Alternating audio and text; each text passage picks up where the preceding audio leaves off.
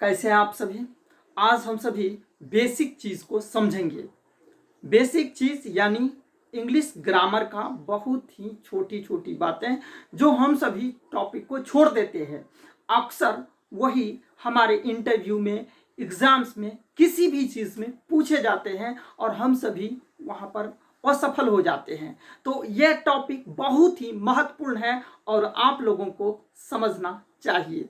दोस्तों, एक बात याद रखिए कि कहा जाता है कि हम सभी को छोटी छोटी चीज़ों को जानना चाहिए। छोटी छोटी चीज़ों को जानने से व्यक्ति में संपूर्णता आती है और संपूर्णता कोई छोटी चीज़ नहीं होती है। तो हम सभी इस चीज़ को जानेंगे तो संपूर्णता आएगी। तो इसीलिए हम सभी आज से बेसिक से स्टार्ट करने जा रहे हैं। किसी भी भाषा को सीखने के लिए आज हम सभी इंग्लिश पढ़ने जा रहे हैं। क्या पढ़ने जा रहे हैं? इंग्लिश। दोस्तों, आप सभी को पता होगा इंग्लिश क्या है? एक भाषा का नाम है। किस चीज का नाम है? भाषा, लैंग्वेज है। एक लैंग्वेज है, भाषा है। अंग्रेजी क्या है? एक भाषा है। दोस्तों, सबसे पहले समझिए, किसी भी भाषा को समझने के लिए पहला हम लोगों का दायित्व होता है उसके लेटर को समझना। पहला लेटर को समझना। लेटर से हम सभी वर्ड बनाते हैं, शब्द बनाते हैं और इसी वर्ड से हम सभी वाक्य, सेंटेंस बनाते हैं। तो लेटर, जिसे हिंदी में वर्ड कहते हैं, लेटर से ही बनता है वर्ड यानी शब्द और शब्द से ही बनता है वाक्य। तो दोस्तों, ध्यान से समझिए, पहले लेटर पे आते हैं। तो लेटर यानी अंग्रेजी भाषा में यदि लेटर के बारे में बात किया जाए तो इंग्लिश में जो लेटर्स होते हैं उस लेटर के ग्रुप का नाम है अल्फाबेट। और अल्फाबेट को हम सभी वर्णमाला कहते हैं। अल्फाबेट को हम सभी वर्णमाला कहते हैं। लेकिन अंग्रेजी वर्णमाला में टोटल ए से लेकर के जेड तक के 26 लेटर्स को ही हम सभी अल्फाबेट कहते हैं। यानी ए से लेकर के जेड तक के 26 लेटर्स को क्या कहते हैं? वर्णमाला कहते हैं। जिस प्रकार से आप समझिए, एक बोरी में चीनी भरा हुआ है तो उसे हम बोरा कहते हैं, चीनी का बोरा। तो वह एक बोरा हो गया और उसमें से एक मुट्ठी निकालिए चीनी तो वह चीनी कहलाता है। ठीक उसी प्रकार से ए, जी, एच ये सभी के सभी लेटर है, वर्ड है। समझ रहे हैं? और लेटर सबसे छोटी यूनिट होती है किसी भी भाषा के। और अल्फाबेट थोड़ा सा और हम सभी समझे तो अल्फाबेट और अल्फाबेट्स के बारे में बात समझते हैं।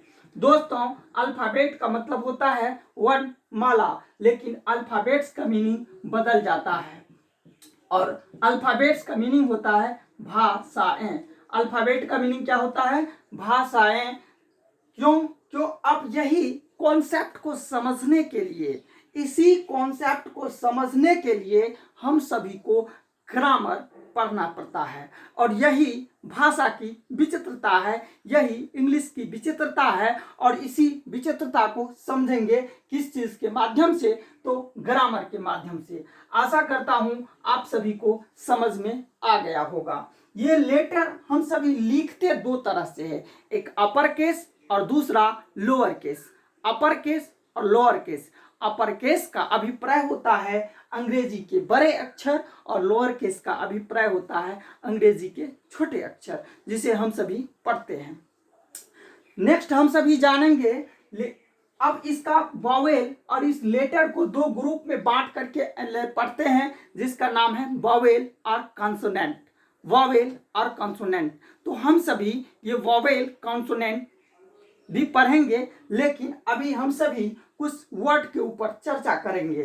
तो दोस्तों, अब यहां तक आशा करता हूं आप समझते होंगे। मैं इसको मिटा रहा हूं। अब हम सभी जानेंगे वर्ड को। वर्ड यानी हिंदी में शब्द कहते हैं। लेटर में वॉवेल, कॉन्सोनेंट और जो कुछ भी टॉपिक बचे हुए हैं वो हम सभी आर्टिकल में वॉवेल और कॉन्सोनेंट पर पूरा विश्लेषण करेंगे। वॉवेल और कॉन्सोनेंट हम सभी आर्टिकल में पढ़ेंगे। लेकिन अब हम सभी जानते हैं वर्ड। लेटर से क्या बनता है? वर्ड बनता है। तो दोस्तों सबसे पहले वर्ड को समझिए, वर्ड क्या होता है। तत्पश्चात हम सभी जानेंगे वर्ड यानी family of word, family of word जिसे हम सभी पार्ट्स ऑफ स्पीच कहते हैं, और उसका नाम वो जानेंगे ट्रेडिशनल इंग्लिश ग्रामर से पार्ट्स ऑफ स्पीच क्या होता है, वर्ड को कितने ग्रुप में बांटा गया है। तत्पश्चात जानेंगे मॉडर्न इंग्लिश ग्रामर से वर्ड क्या होता है और उसको कितने ग्रुप में बांटा गया है। तो चलिए हम सभी जानते हैं वर्ड को। वर्ड के लिए क्या सब आवश्यक है, तो वर्ड्स के लिए सबसे पहला फैक्ट्स क्या होना चाहिए, ध्यान से समझिए। वर्ड्स का फैक्ट है, तथ्य क्या है, तो एक वोवेल और कॉन्सोनेंट का होना आवश्यक है। एक वोवेल और कॉन्सोनेंट का होना आवश्यक है, यानी स्वर और व्यंजन। एक वोवेल वर्ड के लिए स्वर और व्यंजन, कॉन्सोनेंट और वोवेल का होना आवश्यक है। यदि किसी भी वर्ड का निर्माण होगा तो उसमें एक चाहे तो वोवेल आना आवश्यक ही है। समझ रहे हैं, तो हम सभी जानेंगे, थोड़ा सा इसको समझें। जैसे हम कहें O N on, T O to, A T at, देखिए ऑन, टू, एट, इस सभी में वोवेल और कॉन्सोनेंट का क्या है, मिश्रण है, कॉम्बिनेशन है। तो वोवेल और कॉन्सोनेंट के कॉम्बिनेशन से जो पूर्ण अर्थ निकलता है उसे वर्ड कहते हैं। तो वर्ड क्या होता है, तो वर्ड के बारे में यदि यूं कहें तो वर्ड एक कॉम्बिनेशन है। वर्ड क्या है, कॉम्बिनेशन है। किसका कॉम्बिनेशन है, तो वोवेल एंड कॉन्सोनेंट का, जो हमें पूर्ण अर्थ दे।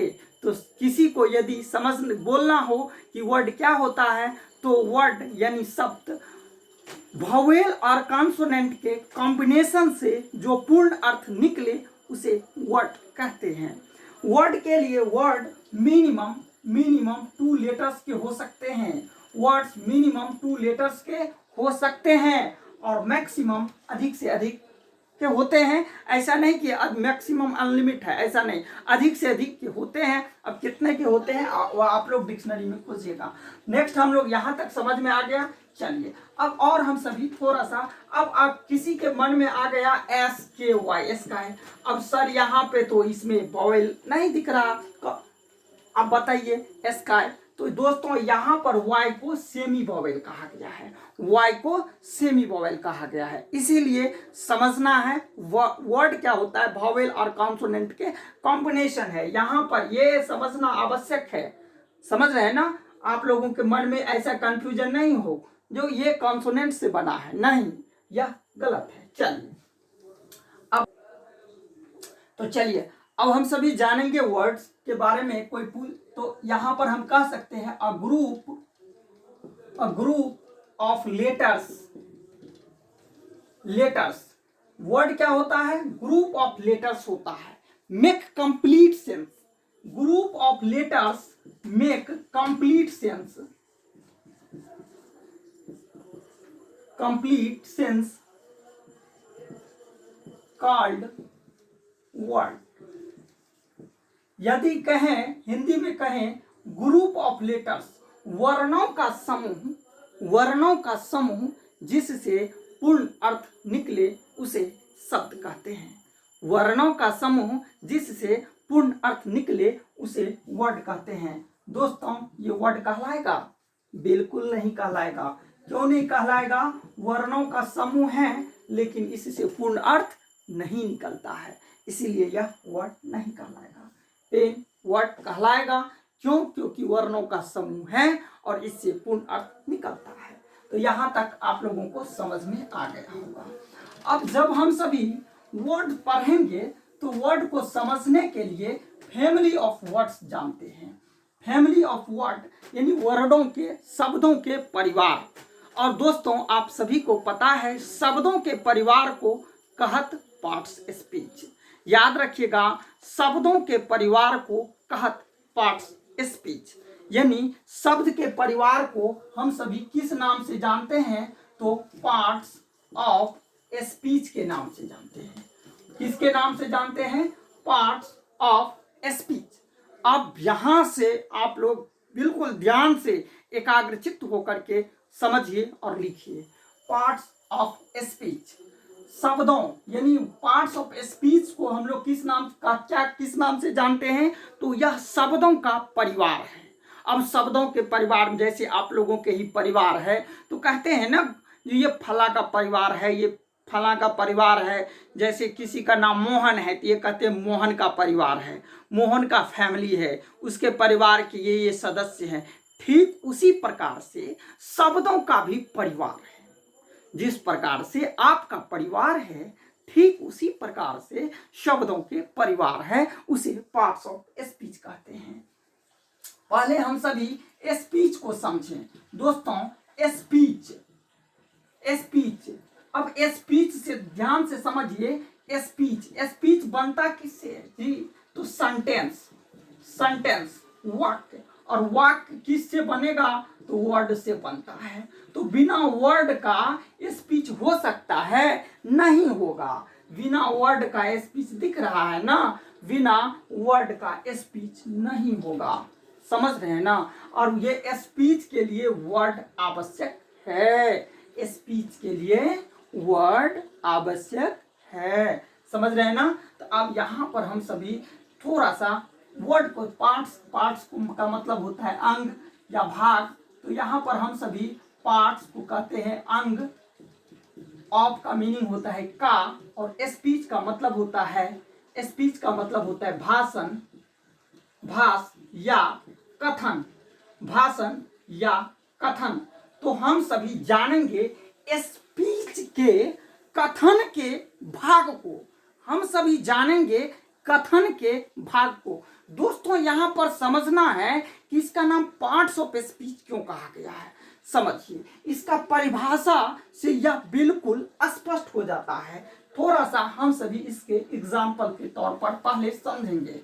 तो यहाँ पर जैसे मैं कहूँ I love him, I love him, यहाँ पर आई लव हिम में लव वर्ब का काम करता है। और दूसरा, यदि यहीं पर ये वाक्य प्रस्तुत किया जाए सी इज माई लव, अब यहां पर ये लव नॉन का काम कर रहा है। दोस्तों यही समझना है। पार्ट्स ऑफ स्पीच का जब हम सभी अध्ययन करते हैं तो समझते हैं कि यही वर्ड यहाँ पर लव हो गया, वर्ब का काम कर रहा है, और यही यहाँ पर नॉन का काम कर रहा है। ऐसा क्या कारण है कि यह शब्द यहाँ पर वर्ब और यहाँ पर नाउन का काम करता है? दोस्तों इसी को समझने के लिए पार्ट्स ऑफ स्पीच को समझना आवश्यक है, और इसीलिए कहा गया है पार्ट्स ऑफ स्पीच भाषण या कथन का अंग। अब सेंटेंस, और सेंटेंस से, ये एक सेंटेंस है। यदि मैं कहीं पे भाषण दूं तो सबसे पहले मेरे मुख से क्या निकलेगा? सेंटेंस निकलेगा, और सेंटेंस में वर्ड होगा। तो इसी वर्ड का विश्लेषण, यानी अब सेंटेंस में तो हम सभी समझते हैं कि किसी भी वाक्य में फंक्शन के आधार पर शब्दों का विभाजन को ही पार्ट्स ऑफ स्पीच कहा गया है। समझिए ध्यान से, किसी भी, ध्यान दीजिए, कहां ध्यान भटका रहे हैं, ध्यान से समझिए। किसी भी वाक्य में किसी भी कथन के फंक्शन के आधार पर, यानी कार्यों के आधार पर शब्दों का विभाजन ही पार्ट्स ऑफ स्पीच है। समझ रहे हैं? तो यहां तक समझ गए। तो और इसी को हम सभी पार्ट्स ऑफ स्पीच के नाम से जानते हैं। तो यहाँ इसे मैं मिटा दूं। आप लोग लिखते रहिए, एकदम लिखते रहिए। मैं जो पढ़ा रहा हूँ एकदम कॉन्सेप्ट, किसी भी एग्जाम के लिए आप, चाहे वो इंटरमीडिएट के हों, चाहे वो 11th हो, 12th हो, चाहे बैंक हो, SSC हो, किसी भी कॉम्पिटेटिव एग्जाम के हों, आप सभी को पढ़ते रहना है इंग्लिश। ये बेसिक बातें हैं, बहुत ही महत्वपूर्ण क्लास है। चलिए मैं इसको मिटा रहा हूं, 1 मिनट पॉज। तो अब हम सभी डिफिनीशन को समझेंगे। The division of words according to their function.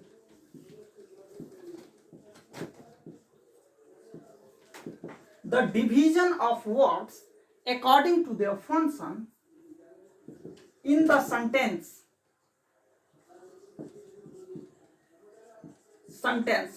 each group is called parts of speech या is called parts of speech is called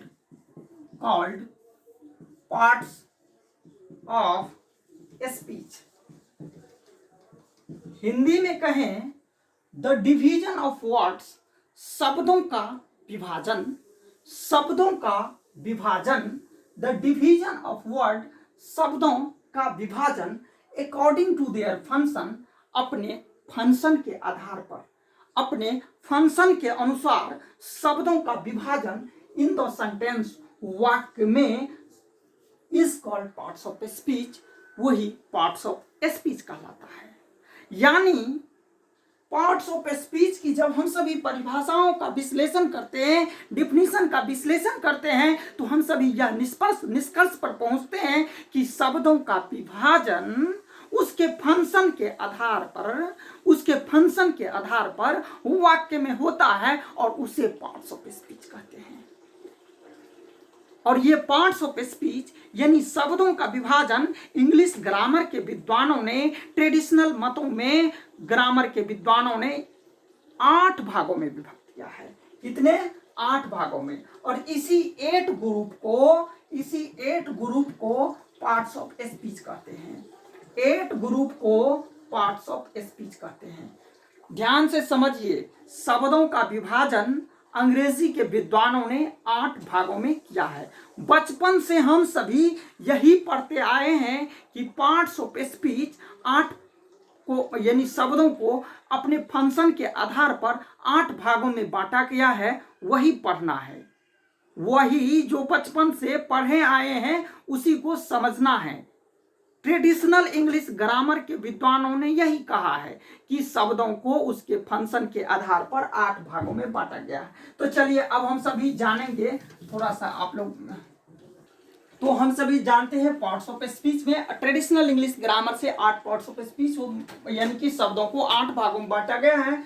यहाँ पर non, pronoun, adjective, non, pronoun, adjective, verb, adverb, preposition, conjunction,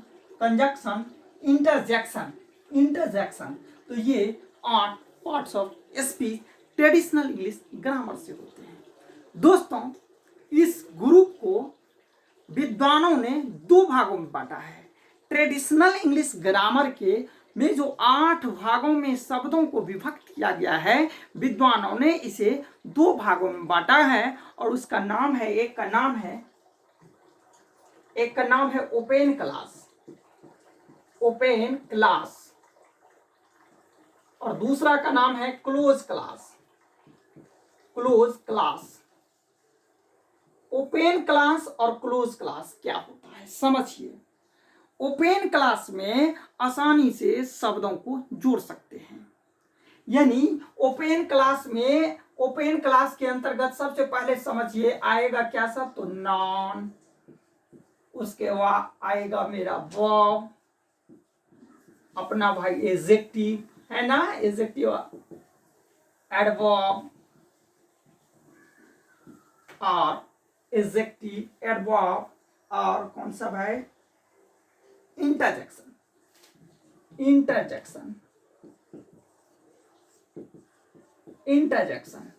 ये open class, इसमें words को आसानी से जोड़ा जा सकता है। ओपन क्लास के पार्ट्स ऑफ स्पीच यानी पार्ट्स ऑफ स्पीच को विद्वानों ने 2 भागों में बांटा है। एक का नाम ओपन क्लास और दूसरा का नाम क्लोज क्लास। ओपन क्लास इसका नाम इसलिए दिया गया, इसमें समझ लीजिए, आसानी लिखिए आप लोग, इसमें शब्दों को आसानी से जोड़ा जाता है, जोड़ा जा सकता है।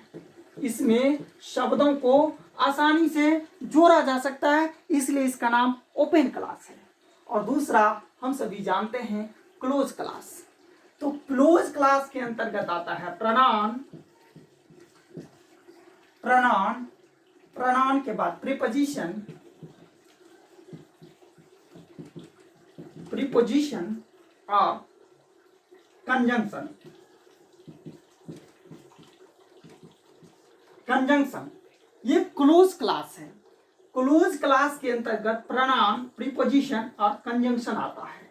इसी तरह से ग्रामर यानी पार्ट्स ऑफ स्पीच में शब्दों का विभाजन 8 तरह से भागों में किया गया है, लेकिन उसमें भी हम सभी इसे 2 भागों में विभक्त करके अध्ययन करते हैं, क्लोज क्लास और ओपन क्लास।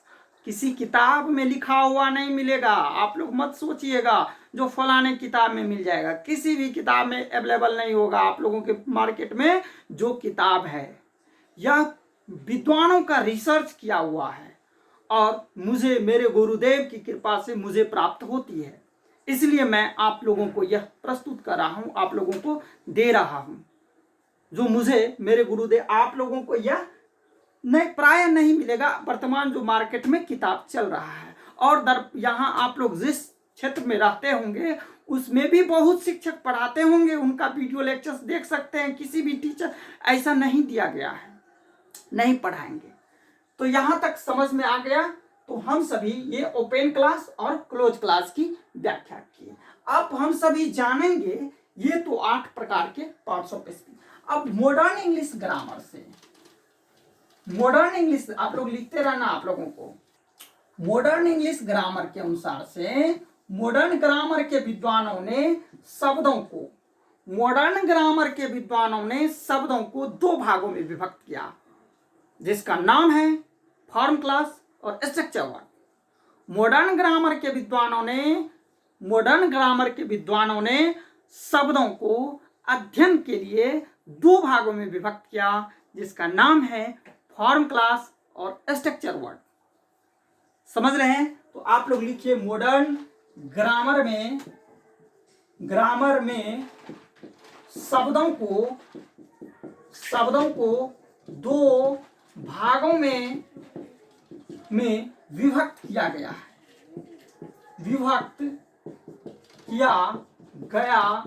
है, और एक का नाम है फॉर्म क्लास और दूसरा का नाम है स्ट्रक्चर वर्ड। फॉर्म क्लास और स्ट्रक्चर वर्ड। तो मॉडर्न इंग्लिश ग्रामर के अनुसार से शब्दों के विश्लेषण का व्याख्या अगले वीडियो में हम सभी देखेंगे। आशा करता हूं आप सभी को बहुत ही अच्छा लगा होगा। और यदि किसी को कोई सुझाव देना हो या किसी को कोई जानकारी देना हो तो मेरे व्हाट्सएप नंबर पे आप सभी अपना जानकारी मुझे दे सकते हैं। धन्यवाद। Thank you. All the best.